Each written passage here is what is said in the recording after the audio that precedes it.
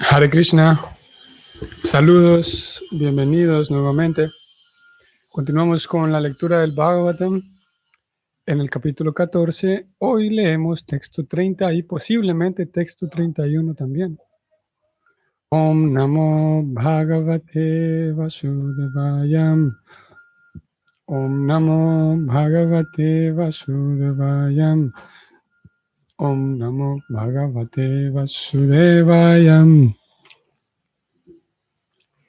El texto dice así. Pradyumna sarva vrishnisam. Pradyumna sarva vrishnisam. Sukaste maharatam. Gambirarayo nirudom. Vardate bhagavanutam. La traducción es la siguiente. Yudhishthira preguntó a Arjuna, quien acababa de regresar. Yudhishthira dijo, ¿cómo está Pradyumna, el gran general de la familia Vrishni? ¿Está feliz él? ¿Y le está yendo bien a Aniruddha, la expansión plenaria de la personalidad de Dios?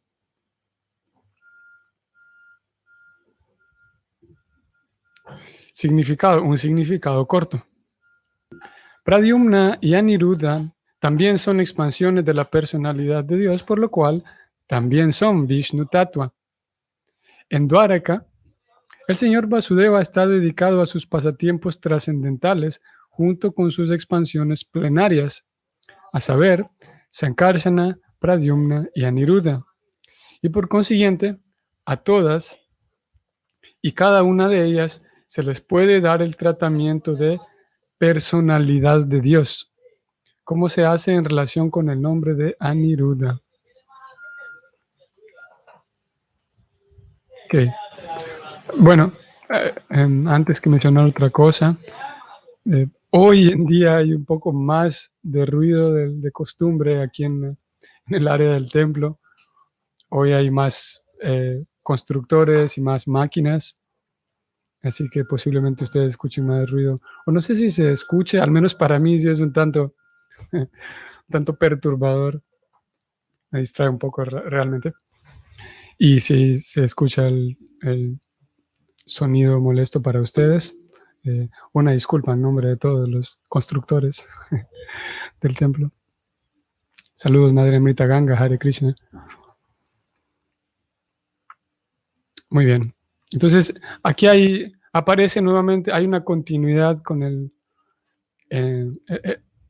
dato técnico que Prabhupada mencionaba en el texto de ayer, como hay una suprema personalidad de Dios y luego aparecen diferentes, la palabra que él utiliza es expansiones.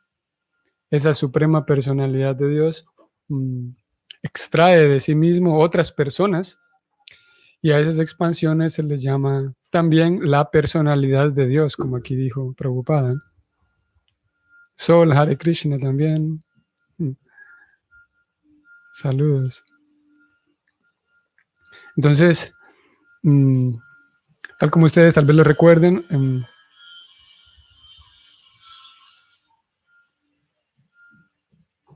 Angie, Hare Krishna. Se escucha, pero no muchísimo. Bueno, se escucha, ¿no? ¿Qué le hacen al templo? Están remodelando algunas áreas del templo, como por ejemplo, tal vez algunos recuerden, bueno, seguramente Angie sí lo recuerdas, cuando inicialmente, hace más de un año, que comenzamos con estas transmisiones del Bhagavatam, entonces yo transmitía desde el área del patio del templo, especialmente desde el área del comedor del templo. Es el comedor en donde cuando hay fiestas, es ahí donde todos los devotos e invitados comen o comían, porque ese área está siendo reparado y está justamente aquí atrás, al salir por esa puerta, da para el patio. Y eso es lo que están haciendo. Y no solamente el comedor, sino en todo el patio también. Están construyendo un muro grande y hay mucho material. Ahorita están llegando mucha arena y bloques y cemento. Y eso es lo que están haciendo. Y también, bueno, eso es lo que está ocurriendo ahora mismo, pero también ya terminó una fase anterior, que era la de remodelar algunos de los cuartos, o lo que nosotros llamamos los ashramas, algunos de los cuartos del templo en donde residen los devotos. También eso estuvo haciendo, pero eso ya terminó. La cocina también. En realidad es una remodelación casi completa del templo. Ya se terminó la cocina y los cuartos, las residencias. Ahora está en el patio, el comedor, el muro perimetral, y después vienen otras cosas. Así que el ruido continuará, afortunadamente, tanto para los devotos residentes como para los devotos visitantes, como para los invitados visitantes. Habrá un lugar más agradable para el placer de todos y para el placer de Krishna. Eso es lo que está ocurriendo, Angie. Sí, quedará más bonito. Sí, sí. Sí, definitivamente. Saludos, Dina 11 y Susana. Muy bien, entonces volviendo al tema. Decíamos, yo iba a decir que al principio de este canto, voy a ir allá, ustedes van a ver. Ahora estamos en el capítulo 14, ¿no? Pero voy a ir brevemente al capítulo 3. ¿Ustedes lo están viendo? Sí. Este capítulo 3 describe las diferentes, algunas encarnaciones de Krishna. Prabhupada también en este capítulo nos presenta el asunto del Vishnu Tattva, como aquí él lo vuelve a mencionar en este verso, así como en el verso de ayer. Voy a escribirlo. Vishnu Tattva. Así como él lo mencionó ayer, lo menciona aquí nuevamente. Y este Vishnu Tattva no es en sí no es más que una categorización o una forma de categorizar diferentes expansiones de Dios. Ayer mencionamos esto, que decíamos que originalmente existe Krishna y de él emana literalmente todo. Y de tantas almas que emanan de él, algunas almas entran en la categoría de Vishnu Tattva. Voy a ver.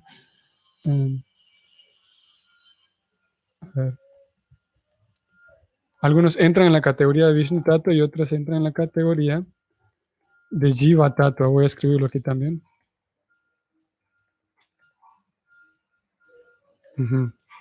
Aquellos que son Vishnu Tattva, aquellas almas que emanan de Krishna, pero que terminan siendo, o que son Vishnu Tattva, son almas que se les llama también la personalidad de Dios. Prabhupada en este caso está mencionando algunos nombres, ¿no? Como Aniruddha, Pradyumna. ¿Quién más mencionó? Curiosamente también a Krishna. No se le da el nombre de Krishna aquí, sino Prabhupada se refiere a él como Vasudeva. Texto 30, aquí está. Entonces Prabhupada habló de Sankarsana, Pradyumna y Aniruddha. Ellos entran en la categoría, como aquí Prabhupada lo acaba de decir. Voy a ir un poco más arriba. Pradyumna y Aniruddha también son expansiones de la personalidad de Dios, por lo cual también son Vishnu Tattva. Eso ocurre con un tipo de almas. Y hay otro tipo de almas que también emanan de Krishna. Y esas almas entran en la categoría, como yo lo escribí aquí abajo, ustedes lo están viendo en la pantalla, entran en la categoría de Jiva Tattva. O sea que ya no son consideradas personalidad de Dios, sino ya no son consideradas Vishnu, sino son consideradas Jiva, o sea, son consideradas almas ordinarias como ustedes y como yo. Y esas almas Jiva, a diferencia de las almas Vishnu, las almas Jiva tienen la tendencia, no la tendencia, pero están susceptibles a quedar distraídas de su posición original real, a perder la atención, podemos decir, y al perder esa atención, al quedar distraídas, entonces entramos, que es lo que sucedió con nosotros, entramos a este lugar llamado el mundo material. Y una vez esa alma confundida, esa alma jiva confundida, entra al mundo material, entonces olvida su verdadera naturaleza, olvida su verdadera felicidad, a pesar de que sigue buscando felicidad, no recuerda en qué consiste su propia felicidad, olvida su propia identidad y tristemente, la pobre almita, la pobre alma pequeñita, va tristemente aferrándose y abrazando diferentes identidades. Y cuando abraza una identidad, entonces trabaja con todos sus recursos, con toda su energía, para darle felicidad a su propio ser a través de esa propia identidad que tiene. Por ejemplo, alguien que es muy, podemos decirlo, alguien a quien está muy absorto, digamos, en el fútbol, por ejemplo. Su identidad realmente se basa en el fútbol, ¿no? En su equipo de fútbol. Tanto así que realmente podríamos decir que le duele, ¿no? Le duele el hecho de que su equipo perdió y porque su identidad está mezclada. Parte de su propia identidad como individuo íntegro y como ser humano, una gran parte de su identidad está distribuida en aquel equipo de fútbol. Tanto así que si su equipo sufre o pierde, él, como se identifica y su identidad está puesta allá, realmente va a sufrir. Y si encuentra a alguien, por ejemplo, que ofende a su equipo de fútbol y habla mal de su equipo de fútbol, lo va a defender. Esa persona va a defender su equipo de fútbol porque hay una configuración en su cabeza que le indica que él, parte de su identidad, depende de ese equipo de fútbol, de una cosa que es bastante efímera, un equipo de fútbol. O para esa persona es impensable, por ejemplo, el ponerse la camisa del equipo contrario, ¿no? Porque, y hay personas que viven muy así, de manera muy intensa, esa realidad, ¿no? Porque consideran que eso es una falta de respeto a su propia identidad, ¿no? Y obviamente esto no sucede con cada persona que se sienta a ver el fútbol, ¿no? Obviamente. Estamos hablando de podemos decir, de un arquetipo, de una persona, así le estamos construyendo una persona muy, muy en el extremo, que personifica mucho esto de lo que estamos hablando, ¿no? Lo cierto es que hay personas así y lo cierto es que no todas las personas que les gusta ver el fútbol viven esa realidad. Entonces, la pobre alma, al olvidar su identidad, abraza otras identidades e intenta darse felicidad a sí mismo a través de aquella identidad que es temporal. Entonces intenta, esa persona a través de su equipo de fútbol, intenta darse felicidad con cosas que estén relacionadas con su equipo de fútbol, porque su felicidad su felicidad la filtra a través de esa identidad como miembro de este equipo de fútbol. Y así con muchas otras cosas, con la nacionalidad, así con el trabajo. Hay personas que se adentran tanto en su profesión, digamos, que su profesión es su identidad, muy frecuente también. Y de tantas maneras, el alma, al no recordar su propia identidad verdadera, espiritual, como parte de Krishna, como una expansión de Krishna, porque en realidad somos, en estos términos podemos decirlo, expansiones de Krishna. Solo que entramos en la categoría de expansiones Jiva Tattva, expansiones somos almas muy pequeñas, pero tenemos todas las cualidades de Krishna. Entonces, ese alma cuando entra al mundo material sufre de ese olvido. Mientras que los Vishnu Tattvas, aquellas almas que pertenecen a la categoría de Vishnu Tattva, en algunas ocasiones cuando ellas entran al mundo material, entran completamente conscientes de su posición. Ellas saben que yo soy Dios, como el caso de Nrisimhadeva o Ramachandra, todos ellos son la personalidad de Dios. Y no es que ellos olvidan, ellos saben muy bien, completamente bien. No es posible que a Dios se le olvide quién es Él. Y esos son los Vishnu Tattvas. Y aquí se menciona el caso de un par de ellos, Pradyumna y Aniruddha, aunque más abajo Prabhupada también incluye a Sankarsana en esta lista. Y hay muchos, muchos otros, todos ellos considerados la personalidad de Dios. Luego tenemos, si ya hemos puesto esta diferenciación entre Vishnu Tattvas y Jiva Tattvas, que las almas Jiva Tattvas, que son las almas ordinarias, podemos decir, se confunden al entrar al mundo material, y los Vishnu Tattvas no se confunden. Podemos aquí mencionar una excepción. Dentro de la categoría de Jiva Tattvas, de almas ordinarias, hay sí otra división, subdivisión, ya dentro de la categoría de Jivas. Y estas subdivisiones son dos en realidad. Hay jivas que eternamente están liberadas. Estas jivas, incluso aunque entren al mundo material, en realidad nunca se confunden. Esas jivas entran con una misión específica. Y es lo que nosotros, o es lo que los acharyas, como Prabhupada, llaman de almas liberadas. Almas que vienen específicamente con un rol en particular. Todo el tiempo ellos saben cuál es su rol, lo ejecutan y regresan al mundo espiritual. A pesar de que no son Vishnu Tattvas, sino que son jivas, son almas ordinarias, pero no ordinarias en el sentido de ustedes y yo, sino almas ordinarias en el sentido de que son igual, diminutas, no tienen de ninguna manera el poder de Krishna, pero son enviadas por Krishna con un propósito en particular. Y estas almas vienen en calidad de representantes de Dios. Y que está llegando un camión más, así que hay más ruido todavía.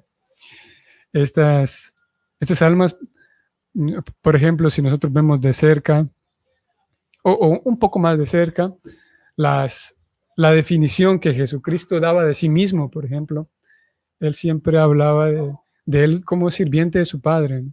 Siempre intentaba llevar a las personas con quienes se encontraba hacia el Padre, ¿no? Hacia su Padre. Y él siempre al menos como digo, viéndolo un poco de cerca, indudablemente se puede ver más de cerca, hacer un zoom más cercano a la vida de él, con un zoom más preciso. Sin embargo, él podemos ver que se identificaba como un sirviente de Dios, como un siervo de Dios. El caso de Prabhupada también, el caso de Jesucristo es encaminar nuevamente a las personas a la comunión con Dios. Y la labor de Prabhupada es la misma. Y la labor de muchos otros, tal vez no sé si podemos decir muchos otros, porque nuestro conocimiento de estas personas, la lista de estas personas no es muy grande. Al menos el conocimiento que nosotros tenemos de cuántas personas han poblado el planeta con esos roles. Sin embargo, al menos partiendo de lo que nos informan los textos como el Bhagavatam dice que cada tiempo, a cada momento, Krishna, la suprema personalidad de Dios, está enviando desde el mundo espiritual al mundo material, está enviando constantemente a sus representantes. A veces son Vishnu Tattvas, a veces son expansiones propias de él que actúan como en calidad de Dios, como el caso de Nrisimhadeva, Ramachandra y otros más. Y a veces esos enviados por Dios son simplemente Jiva Tattvas, son almas, pero que para venir a este mundo material, Krishna les dota de un cierto poder y ellas entran aquí como almas liberadas, que entrando al mundo material no se confunden como las almas ordinarias, no quedan seducidas por la lujuria, no quedan seducidas por la ira, no quedan seducidas por el orgullo y ese tipo de cosas que terminan siendo nocivas para nosotros porque nos apartan de la verdadera felicidad espiritual. Eso es un detalle más que podemos mencionar en cuanto a Jiva Tattva y Vishnu Tattva. Y indudablemente, si nos adentramos aún más todavía en estos detalles de Vishnu Tattva y Jiva Tattva, vamos a encontrar que dentro de la categoría de las personalidades de Dios, aquellas almas que emanan de Dios, que siguen siendo Dios, encontramos otras formas de categorizar ya dentro de ese apartado Vishnu Tattva. Y las escrituras hablan de todo esto de una manera muy detallada y muy milimétrica. Y ahora hemos mencionado un poco, nada más, como la ontología presentada por el Bhagavatam. En la medida en que profundizamos, podemos ir dándonos cuenta que esto no es algo que a cualquier persona se le ocurrió, escribir una historia como alguien escribió Harry Potter, por ejemplo, que para muchos termina siendo fascinante, ¿no? Por tantos detalles, cómo fue que esta escritora logró concebir en su cabeza tantos detalles, tantos personajes, tantas escenas, tantos buenos diálogos, tanta fantasía. Entonces podría parecer que el Bhagavatam es similar o el Bhakti, los libros del Bhakti son similares o son iguales porque hay tantos detalles, tanta mística, tanta fantasía.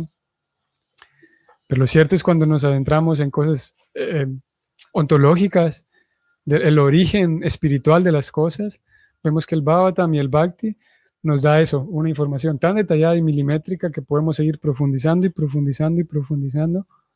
Y en la medida en la que profundicemos nos daremos cuenta de que llega un punto en el que nos quedamos cortos y está abierto para quien quiera hacer el ejercicio. La cantidad de detalles y de complejidad y de tecnicismo que el Bhagavatam presenta en cuanto a temas ontológicos requiere realmente una buena capacidad de concentración y de devoción para poder seguir ese paso, para poder seguir el paso de como digo, los tecnicismos y la ontología misma, la filosofía misma que presenta el Bhakti, el origen espiritual de las cosas. Y la explicación, por lo tanto, la explicación espiritual de la existencia de las cosas. Pregunta de Madre Luisa Cofre, Amrita Ganga, es su nombre espiritual. Preocupada en cuál de estas categorías se puede ubicar. Prabhupada se ubica en esta categoría de Jiva Tattva. Prabhupada es una Jiva como nosotros, solo que es un alma como nosotros, solo que un alma liberada, a diferencia de nosotros que estamos condicionados. Un alma liberada que vino con un propósito en particular, que era el de darle más, el de reavivar la misión de Sankirtan, la misión de Chaitanya, que él inició. Esa misión de Chaitanya fue iniciada en la Edad Media, en el año aproximadamente los 1500, y Prabhupada entra en la categoría Jiva Tattva, de almas pequeñas, solo que, a diferencia de nosotros, él, un alma liberada, que evidentemente y con suficiente evidencia demostrable, podemos constatar que no era un alma ordinaria. No solamente lo afirmamos esto motivados por el sentimentalismo, por la admiración que podamos tener hacia él, sino que hay suficientes datos y evidencia comprobable de su particularidad y de su libertad, de su pureza en el sentido, la pureza que utiliza, la forma en la que lo utiliza el Bhagavatam, que era un devoto puro, un alma pura. Y hay otros devotos también, previos a él, los grandes acharyas, que son también almas, pero almas liberadas. Y nosotros, en la medida en la que nosotros estamos condicionados de tantas maneras, condicionados, por ejemplo, por nuestros traumas de la niñez, por ejemplo, nuestras heridas. En general, todos tenemos ciertas heridas que no solamente vienen de la niñez, sino el hecho de que se haya expresado, se haya manifestado una cierta niñez en particular para cada uno de nosotros. Eso responde a vidas anteriores, indudablemente.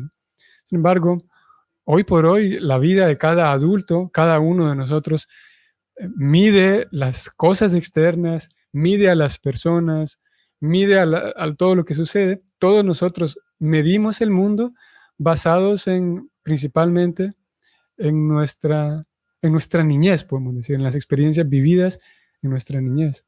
Como digo, y la niñez tiene que ver y responde a una experiencia previa, de vidas previas, que es lo que nosotros conocemos como el sistema del samsara, el sistema del karma. Así que nosotros estamos condicionados de tantas maneras, y uno de los grandes desafíos al acercarnos al concepto de Dios, ya que el concepto de Dios representa tantas cosas. El concepto de Dios puede darnos seguridad, por ejemplo, tranquilidad, refugio, pero también puede generarnos miedo y rechazo y aprensión y, ¿cómo se llamaría esto? Cuando alguien está huraño, bueno, si alguien está huraño puede estar aprensivo, ¿no? No sé si se corresponden bien esos dos, pero... Entonces, el desafío, uno de los grandes desafíos para quien se aproxima al concepto de Dios, es que en su niñez y en sus vidas previas, pero al menos en esta vida, en su niñez, es vital cómo ese niño, que hoy es adulto, cómo ese niño convivió con la figura de autoridad en su niñez, cómo ese niño convivió con la figura que le iba a dar refugio en su niñez. Si aquella figura de autoridad en la niñez de esa persona que es adulta hoy, si aquella figura de autoridad explotaba y castigaba sin razón, y me gritaba y me ridiculizaba, y a veces me castigaba, me golpeaba por cosas sin sentido, por cosas irracionales, entonces es muy probable que hoy en mi vida adulta yo identifique que el concepto de Dios va a ser lo mismo que hacía aquella figura de autoridad en mi niñez. Entonces yo voy a pensar que Dios va a hacer lo mismo, que me va a castigar por cualquier cosa, por un error cometido, que si me tropiezo me va a gritar en mi cara y me va a decir por qué no aprendo bien, porque es lo que hacían conmigo, ¿no? Y es un desafío. Estoy mencionando esto nada más para em, aterrizar un poco más el asunto de por qué somos almas condicionadas, porque tenemos tanto, como las escrituras dicen, tanto polvo en el corazón, ese polvo que no nos permite tener un corazón limpio, no nos permite, sí, naturalmente si hay suciedad en el corazón no va a poder experimentar la verdadera felicidad. Es como si hay suciedad en un vaso y yo voy a beber un jugo muy rico, pues tiene que estar limpio. Entonces, similarmente, el corazón está contaminado por estas cosas y no nacen en la niñez, nacen de miles y miles de vidas que hemos estado viviendo en este lugar llamado el mundo material. Pero al menos para nosotros es más fácil retroceder a la niñez y poder recordar cómo era mi experiencia con las figuras de autoridad en la niñez. Pero no nace, ese condicionamiento no nace en la niñez, sino que eso viene de vidas y vidas y vidas enteras. Así que es una de las formas en las cuales se manifiesta el condicionamiento que hoy tenemos, que nos impide entregarnos a Dios con completa confianza, saber que Dios se va a hacer cargo de mi vida. Y después de la niñez hemos vivido tantas experiencias, tal vez en carne propia o verlas en otros, en terceros. Hemos tenido la experiencia de jefes que no cumplen su palabra, jefes que explotan, empresas que engañan. Y todos tenemos esa experiencia, ¿no? Hemos tenido experiencia de personas que nos dan su palabra y que nos engañan. Nosotros mismos haber prometido algo y no terminarlo cumpliendo. Entonces, naturalmente, se genera desconfianza en el corazón. Se genera desconfianza de que, ¿en serio solamente tengo que entregarme a Dios y todo va a estar bien? No creo. Es lo que el corazón contaminado indica. De que, hay tantos ejemplos de esto en la sociedad. Compro algo tan simple como compro un paquete de internet ¿cómo se llama? Con la empresa de telefonía y resulta que después de todo no era tan ilimitado como decía la publicidad, por ejemplo. Compro un paquete de platos orgánicos biodegradables y resulta que tienen 10% de aditivos biodegradables. Compro un jugo de manzana en la tienda y resulta que dice 3% de jugo de manzana. Entonces somos engañados de tantas maneras, de tantas formas, que se vuelve difícil después confiar en aquel que nos dice que solamente hay que confiar. Solamente hay que entregarse a Dios y ya está. Y Él se va a hacer cargo de mí. Pues es lo que me prometieron tantas empresas y jefes y personas que hoy por hoy no puedo confiar en Krishna. Y es otra de las formas en las que se manifiesta nuestro condicionamiento. Estamos condicionados por esas cosas que están arraigadas en el corazón. Y la forma de desconfigurar el corazón, o mejor, digámoslo, la forma de formatear el corazón de este tipo de cosas que tenemos, es el canto del mantra. El canto del mantra nos pone en contacto con Krishna, pero al mismo tiempo nos ayuda a desconfigurar el corazón. Y hay una oración muy bonita que algunos de ustedes conocen, que dice que Cheto Darpana Marjanam.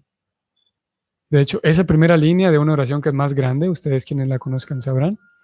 Cheto Darpana Marjanam significa que el canto del mantra limpia el corazón. De esto que estamos hablando ahora. Y hay muchas otras manifestaciones de esa contaminación en el corazón que valdría la pena hacer una sesión para hablar de esto, ¿no? ¿De qué maneras estoy condicionado? Sería un bonito tema para hablarlo. Entonces eso nos impide entregarnos a Krishna con confianza y sabiendo que Krishna es mi amigo, ¿no? Porque de tantas maneras he sido defraudado por otras personas que hablar de amistad es una cosa un tanto compleja, ¿no? ¿Qué es en sí la amistad? ¿No? Pero Krishna realmente es mi amigo. Mi maestro espiritual realmente es mi amigo, ¿no?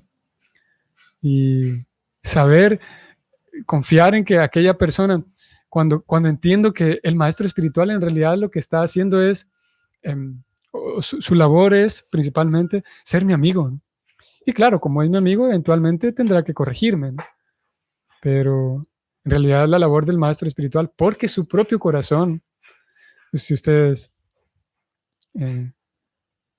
algunos de ustedes conocerán estos textos que voy a citar, pero hay una canción que se ofrece al maestro espiritual y una que se llama Guru Vandana, y esta canción en una de las líneas dice que Sri Guru Karuna Sindhu Adama Yanara Bandhu, y es que el maestro espiritual es amigo de los pobres, o sea, no amigo de los pobres que no tienen dinero, sino amigo de los pobres que no hayan ni cómo avanzar, no tienen ninguna habilidad, amigo de aquellos que son tan torpes, que muchos entramos en esa categoría, que no podemos ni dar un paso.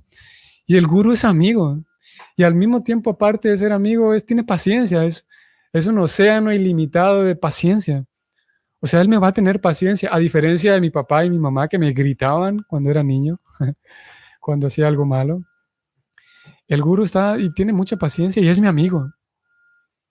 Hay otros versos, justamente en el Bhagavatam, hacia el tercer canto, en donde se dice que Titikshava Karunika Suhridam Sarva Bhutanam, que el sadhu, la persona santa, o sea, el maestro espiritual, es Titikshava y Karunika, es compasivo, paciente, misericordioso, y es Suhridam Sarva Bhutanam, que es el amigo de todos, un verdadero amigo de corazón. De hecho, esa palabra, Suhridam, algunos de ustedes conocerán estos detalles técnicos de la lingüística, del sánscrito, que Hrid, así como Hridaya, significa corazón, Hridaya Ananda, la felicidad que viene del corazón.